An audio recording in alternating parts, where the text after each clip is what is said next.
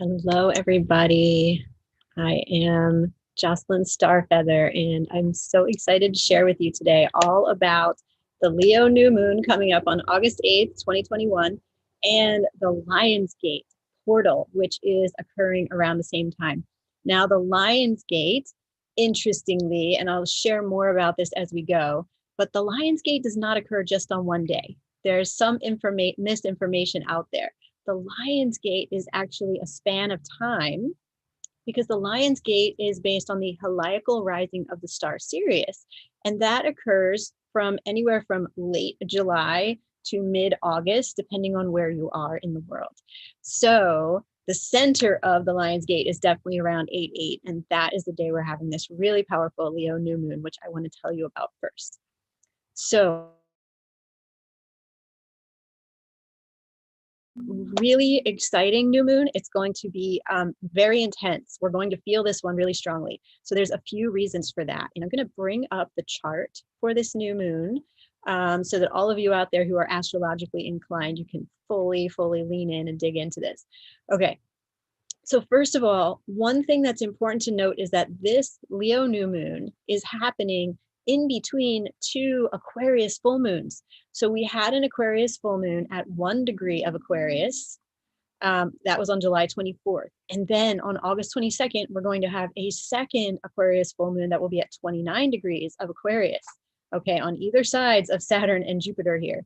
Now, this is quite a Leo Aquarius portal that we're in, not only because of full moon Aquarius, new moon Leo, full moon Aquarius. That is a pattern that is really strongly calling our energy to this Leo Aquarius axis. Okay, but also we have the sun and moon together, of course, in Leo for the new moon alongside Mercury. Okay, Mercury has just before this full moon has been conjunct the sun, which we call combust. Okay, and we also have in Aquarius these really heavy hitters of Jupiter and Saturn. So this is intense energy on the Leo Aquarius axis. And this axis, both Leo and Aquarius, call to us urgently, asking, demanding for us to change. And this is in order for us to find greater freedom, because both Leo and Aquarius stand for freedom. So we are going to feel an extremely strong feeling during this new moon of needing to break free, a longing to revolutionize our lives, to expand our freedom in every way that we can, to break the rules and shake things up. And this is going to add a lot of tension because we're going to be also realizing the places where we've built a cage for ourselves, the places where we've been keeping ourselves stuck. But we need to remember all of this is happening to help us evolve, right? This tension is being placed here so that we can gain deeper understandings about how to set ourselves free. Now, Venus trine Uranus is adding to this. So Venus is at 20 Virgo, Uranus is at 14 Taurus, and they are trine. So this is a favorable aspect. The trine is favorable, but Venus trine Uranus is really activating, again, the Uranian need to break out, to be free in order that we can live with greater beauty and love and pleasure in our lives, right? So this is really strong from many angles, this need for freedom around this full moon. And so we're going to feel this deep need to take huge leaps ahead to complete the box. And yet Saturn is over here opposite the sun and moon saying, wait, slow down, go carefully. And so then we're going to figure out how to balance all of this. Now, Mercury, very close to the sun and moon, and Mercury just having been combust is really important as well. So there's going to be a lot of mental energy going on really all this week from now. This is being recorded on August 1st, all the way up to the new moon and even a bit beyond that. A lot of mental energy. So there can be anxiety, there can be fear as we think about all the ways that Leo and Aquarius are showing us that change is possible, that freedom is possible. And yet we're not quite there yet, right? So it's like all this mental energy is going to want to go into figuring this out. And so we might be thinking and overthinking. We might become overwhelmed. And again, we're going to become very aware of where we've built our own cage and been keeping ourselves stuck. But there's a portal here. There's an opening here for us to receive huge new insights about how to break free from all of that. Okay, from all that we've constructed that we're realizing now might be keeping us trapped. It's time for us to have these insights about how to break free from that. So this can be quite disruptive. All right, this can be a realization of very accurately, very precisely what needs to change. And yet we need to stay calm, and we will have some help with this because the Leo energy is really about the heart. Leo energy is about courage, okay? It's also about playfulness and wanting to be on the stage and wanting to, you know, share our gifts and talents and really shine like the shooting star that we truly are. But at its core, the Leo energy is about the heart of the lion. And that's really strong, okay? So the heart is where we find our courage. And the heart is where we find this still, calm space within to get away from the mental chatter and retreat into this still calmness here and really connect in with the place inside of us that always knows. The heart always knows, right? The heart carries the DNA knowledge, the ancestral knowledge, the past life knowledge that we have learned in other lifetimes and in other generations, and that we still carry with us today. This very, very deep ancient wisdom we hold within us. Also, the heart is continually receiving information from both the cosmos and from the earth. The latest news, the latest updates from the cosmos and the earth are held here and known deeply in our heart. Now, when I was sitting on the earth a few days ago, I received this really deep transmission. And hearts can handle these changes. Our minds cannot. And this is absolutely key and core to what we're going to be feeling at this new moon time on 8/8. So what this is about is the fact that we're receiving so many upgrades right now. The Lionsgate portal is one reason that we're getting so many upgrades. There are massive solar flares happening around this time. We are just receiving a lot of new energies to guide us, to help us evolve into the highest version of who we can be, both as individuals and as the collective of humankind. But this can be really challenging. We can feel this, first of all, in the body.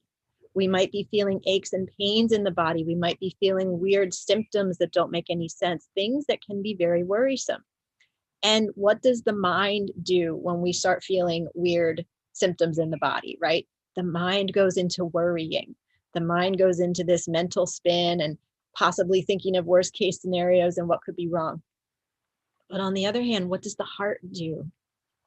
What does the heart do when we drop into the heart? And we might be feeling fear, or we might be feeling anxiety or pain and discomfort in the body. The mind, or the heart, is this calm, centered space within. Every single ancient and indigenous wisdom tradition begins with the heart when they need to create healing. And the ancient and indigenous peoples have always told us since the beginning of time that the heart, not the mind, must actually be the ruler of our decisions, our actions, and our perception. The understanding that comes from the heart must take priority over the understanding that comes from the mind. And this is really important during this new moon because we're going to be feeling the pull of Saturn in Aquarius, wanting us to be very mental and take it slow and figure it all out logically. We're going to be feeling the pull of Mercury conjunct the sun, lots of really extreme mental activity and even anxiety. And that is not the way. That is not the way that we can optimally move through this. Because the mind can get caught up in loops and old patterns and woundings and fears. But the heart stays calm, and the heart always knows, and the heart pulls from this deep, deep space of wisdom within us. So my invitation to you to work with all this energy is anytime between now when you hear this video And the new moon on August 8th, or even within a few days after the new moon, would be wonderful as well. As often as you can, take a few minutes, or if you can take a half an hour or 45 minutes, that's even better, to set aside sacred space where you can be uninterrupted, where you can really drop in barefoot on the earth. That is really, really ideal. But if not, it's okay. And bring your journal, drop into a deep, deep meditative space and connect with your heart. Place your hands on your heart. Breathe into your heart until you feel really strongly connected with the energy and the wisdom that is held there. And then ask your heart, what is the single most important thing that I need to change in order to create the life and the freedom that I've always dreamed of? Now, when you ask this question, the way you'll know if you're still in the mind or if you're fully dropped into the heart is when you ask this question, if you're still in the mind will tell you at least 15 or more things that you need to change. And it will be very critical.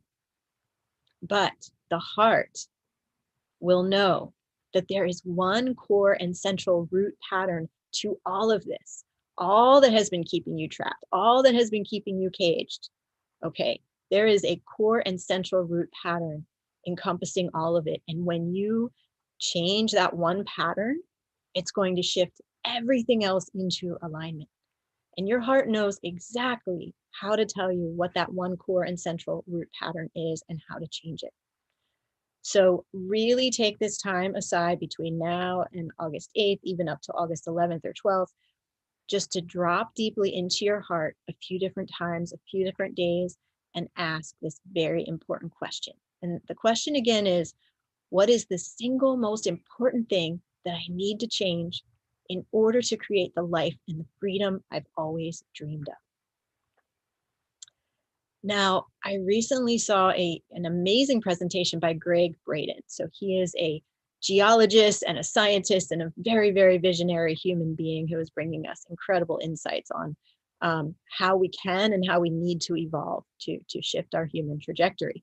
And he says the most radical act of power is to change how we think. And this is absolutely core and central to having freedom, to change how we think, because we need to begin thinking from the heart, not thinking from our mind space, but really perceiving, making decisions, having our understanding of reality and our understanding of how the world works come from our heart. Because as the earth told me, our hearts can handle these changes, the massive changes that are coming through, even and especially when our minds cannot. Now, the Lion's Gate. So the Lion's Gate is the portal that we need in order to change how we think, in order to live from the heart, not from the mind. So let me share with you a little bit about the Lion's Gate. And I just want to say there's a lot of crazy about the Lion's Gate, so be careful where you get your information about this. The Lion's Gate is actually very historical and very astronomical based. Okay, and I'm going to explain what I mean by that in just a moment here. So let me stop sharing this screen, and I'm going to share with you an image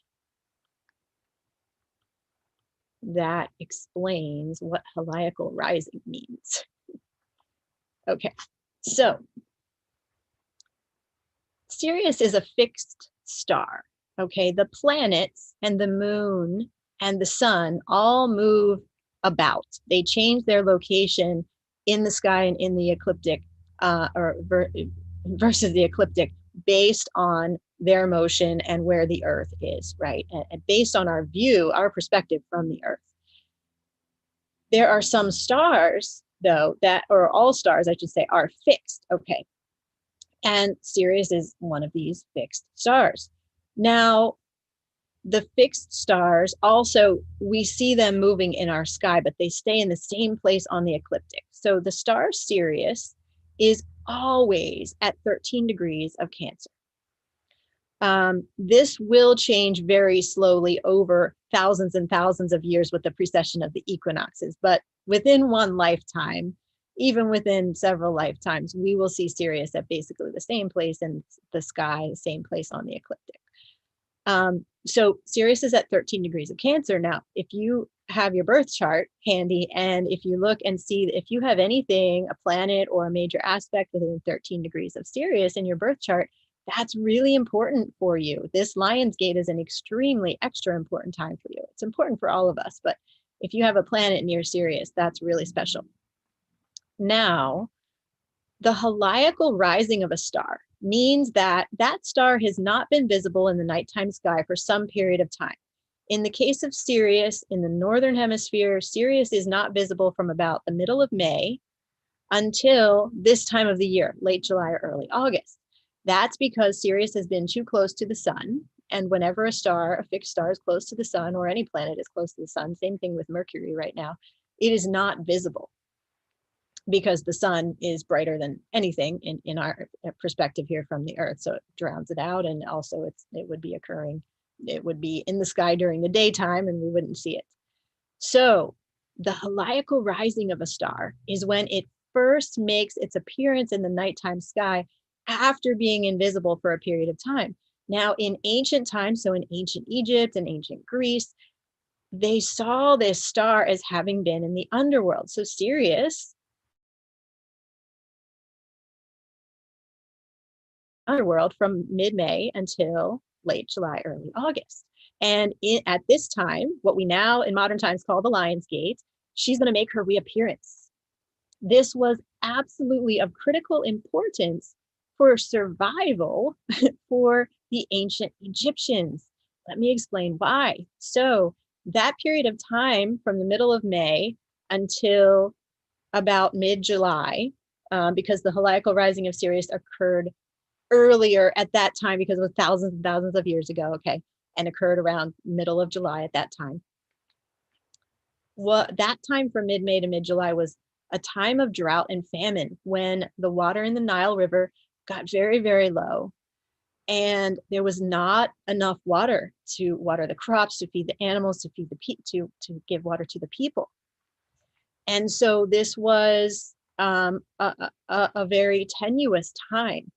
And when Sirius would again reappear in the sky, in the nighttime sky, then that was the exact same time that the floodwaters would come back to the Nile. And this is because the snow would be melting in southern Africa and would travel down the Nile River, which is actually from south to north, right?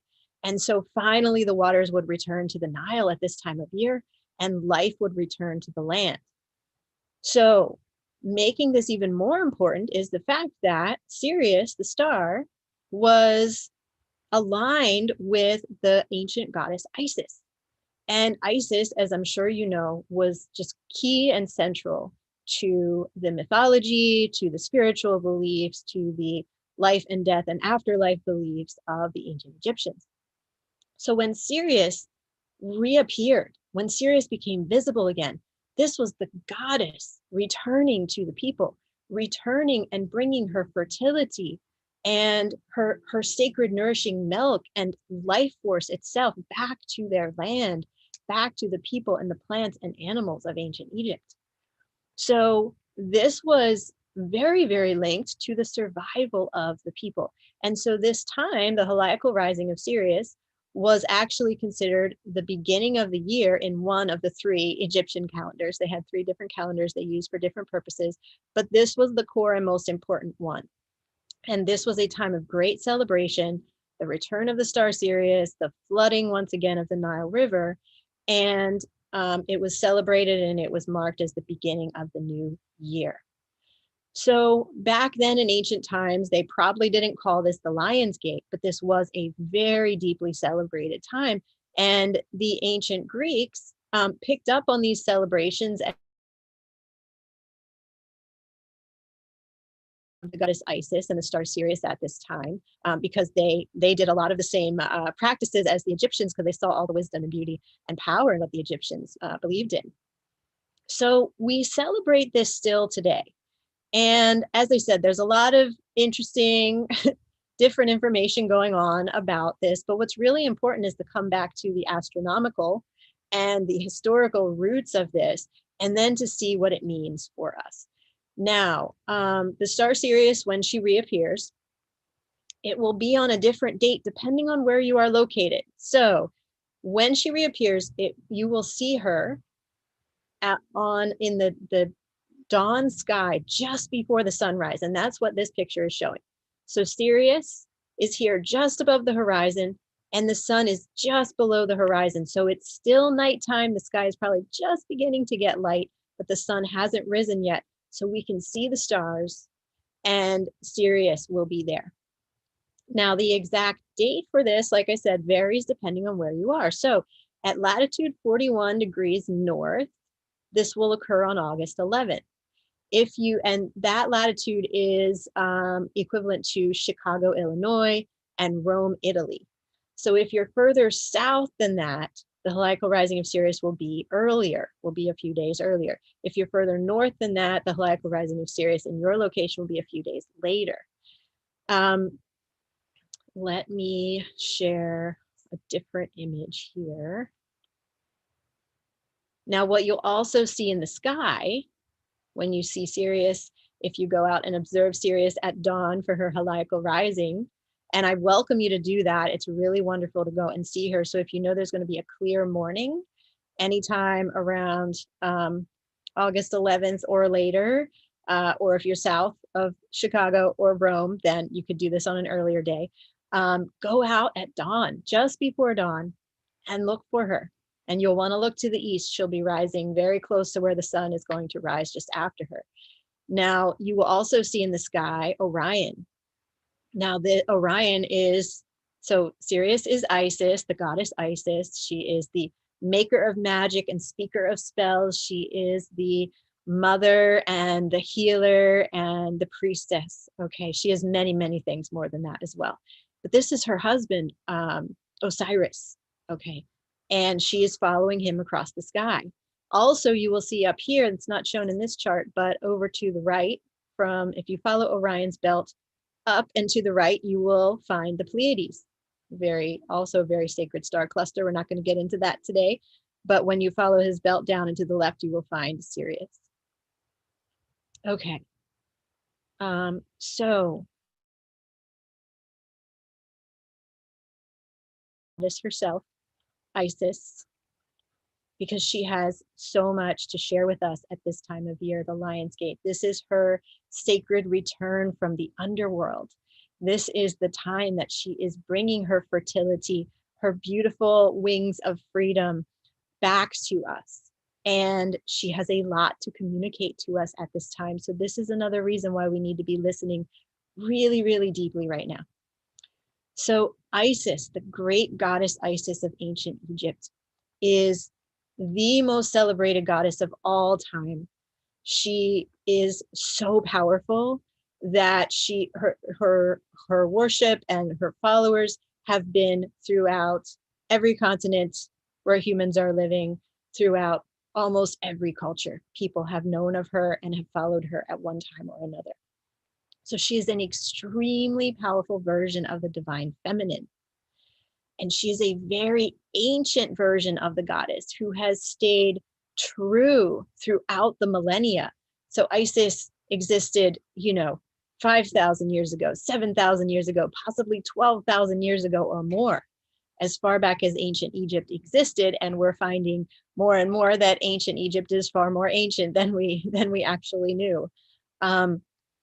And Isis knows how to bring life back where it has been suffering or where it has been snuffed out. She brought her husband Osiris back to life so that they could conceive their son Horus through her magic and through her wisdom. She knows how to help us connect in with the true and deep immortal nature of our souls. And in every moment, she is devoted and dedicated fully to the energy of the heart. She has such love for her husband, for her son, and for all her people that she is truly, truly devoted to the energy of the heart. And we can follow her example in this way by connecting in with the heart, by learning from the wisdom held in the heart, not worrying about the mind so much, not letting the mind run the show. And so the Lion's Gate is a star portal. It is a time when beautiful insights and upgrades and new revolutionary energies are going to be streaming down from Sirius and from the cosmos in general. This is a time when the energies of the cosmos align with the earth in a very special and powerful way, so that we can receive the upgrades that we need to evolve into our highest selves. And this is a time when the freedom that's truly possible for us can shine through into our awareness, so that we can truly begin to believe in it. Surrender to our highest gifts, our highest purpose, and really begin to bring these to the world in a whole new way. So we can create the changes that are most needed in order to shift everything, in order to shift our entire human trajectory here at this time. Okay, so this is a massive portal of awakening for us, an evolution to bring us further and further and leaps ahead along on each of our sacred paths and our collective sacred path.